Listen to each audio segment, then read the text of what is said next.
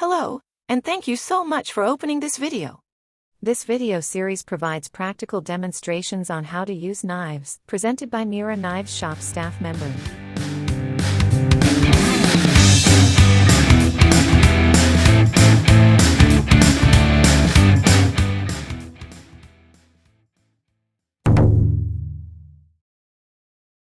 Before we dive into the practical part, let's take a closer look at the Usuba knife. The Usuba knife is primarily used for peeling vegetables and making precise vegetable cuts. The most notable feature of the Usuba knife is its straight-edged blade. The straight edge of the blade is the ideal shape for cutting vegetables.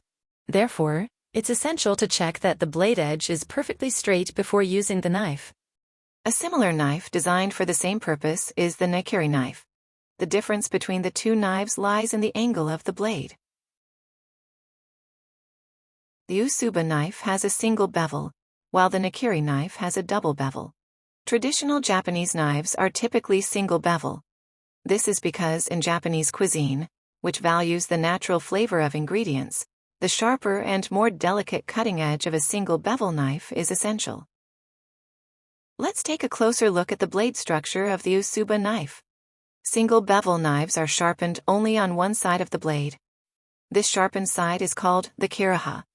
The angle and thickness of the kiraha significantly affect the knife's cutting performance. Additionally, the opposite side features a structure called uraishiki, which is a concave surface that helps with food release. The harmony between the uraishiki and the kiraha creates the exceptional sharpness that defines traditional Japanese knives. Let's go over how to properly hold the Usuba knife. The way you hold the knife differs slightly when doing uchimono versus mukomono. When doing uchimono, hold the handle with just your pinky and ring finger. Rest your middle finger on the heel of the blade, and pinch the blade between your thumb and index finger. By pinching the blade directly with your fingers, you improve the control and precision of the knife. This enhanced control makes it easier to perform fine, detailed cuts. Next, let's move on to mukomono. The basic grip is the same as when doing uchimono. Once you've adjusted your thumb to a position where it's easier to control, you're all set. Let's move on to the next chapter. These are the items you'll need to prepare. You'll need a daikon radish, a clean knife, a bowl, and something to wipe with. The need for the daikon radish and knife goes without saying. The bowl is used to soak the finished tsuma in water. Be sure to fill it with water in advance. Prepare 2 wiping cloths, one wet and one dry. The wet cloth will be used to wipe off anything that sticks to the knife. The dry cloth will be used to remove any moisture from the knife. Once everything is prepared, let's start cooking. Let's begin by washing the knife. Since a new knife may not be in optimal sanitary condition, please make sure to wash it thoroughly before use. Using the soft side of the sponge can help prevent scratches on the knife. Let's also make sure to wash the handle at the same time. For knives made of carbon steel, they are coated with rust-preventive oil, so extra care should be taken when washing them.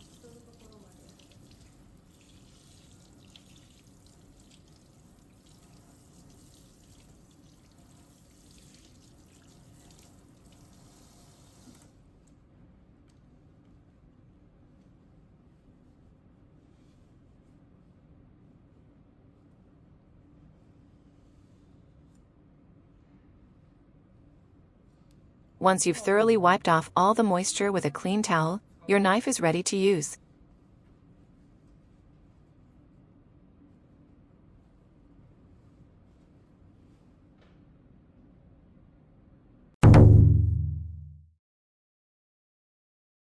Now, let's begin the cooking process. First, cut the daikon into sizes suitable for Katsuramuki. Since the daikon is hard and large, rotate the daikon as you cut to reduce the strain on the knife blade.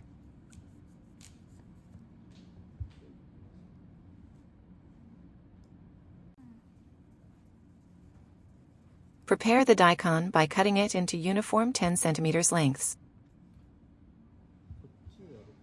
align the cut surface so that it is parallel to the cutting board.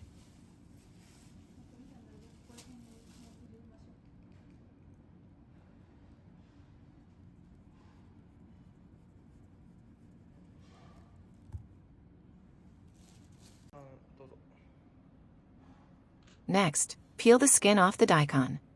Hold the knife with your dominant hand, aligning your thumb with the tip of the blade. Move the knife back and forth while rotating the daikon to peel the skin.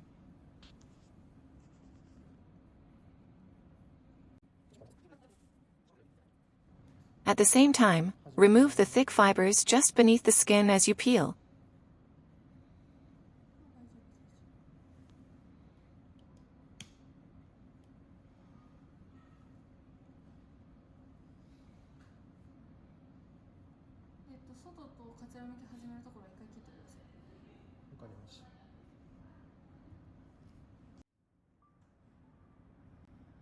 Once the skin is peeled, you can begin the Katsuramuki.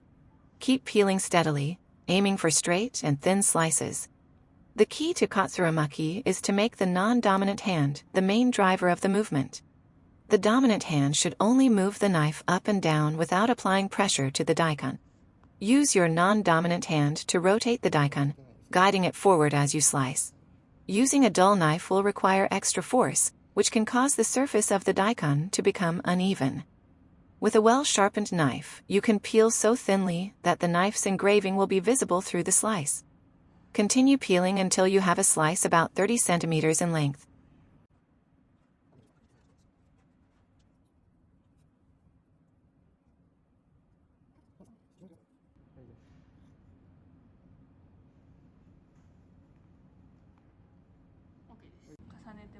Once the Katsuramuki is complete, proceed with making fine cuts. Cut the slices into uniform 5 cm widths, and ensure that everything is evenly aligned for consistent cutting.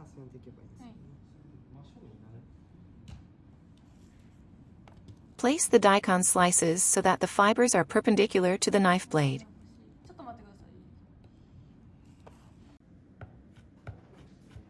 Cut the daikon slices in a way that severs the fibers. The goal is to cut the daikon as finely as the slices themselves. If you apply too much force to the knife, it can put unnecessary pressure on the blade, potentially dulling the edge and reducing its sharpness. Let's cut while staying relaxed.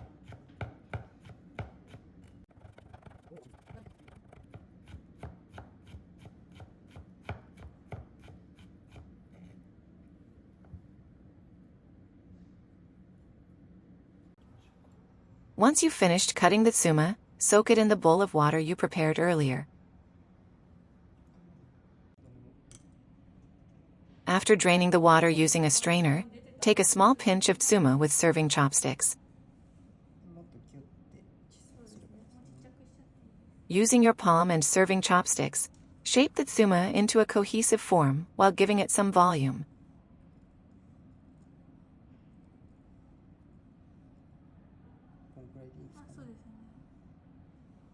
Pile the tsuma neatly in a small bowl or on a Japanese dish, creating a slight mound. The key to a light and airy presentation is to cut each strand finely and ensure that the water is thoroughly drained. To conclude, let's highlight a few key points from this entire video. The first key point is that the blade edge should be precisely straight.